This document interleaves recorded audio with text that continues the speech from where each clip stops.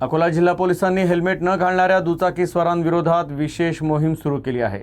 विशेष म्हणजे सर्वप्रथम नियम मोडणाऱ्या पोलीस कर्मचाऱ्यांवरच कारवाई करण्यात आली। त्यानंतर सामान्य नागरिकांवर कारवाई सुरू करण्यात आली।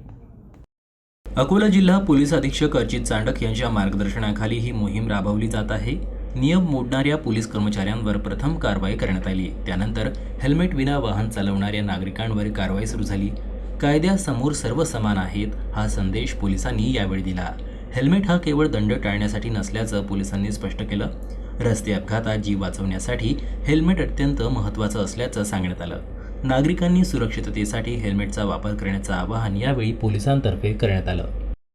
पोलीस अधीक्षक साहेब अर्चित चांडक यांच्या आदेशानुसार अकोला जिल्ह्यातील प्राणांतिक अपघाताचे प्रमाण कमी करण्यासाठी तसेच झिरो फॅटॅलिटी डिस्ट्रिक्ट ही माननीय पोलीस महासंचालक यांची संकल्पना पूर्णत्वास नेण्यासाठी अकोला जिल्ह्यामध्ये 1 ऑगस्ट 2026 पासून सर्व अकोला जिल्हावासियांकरता मोटरसायकल चालवताना हेल्मेट सक्तीची अंमलबजावणी करण्यात येणार आहे।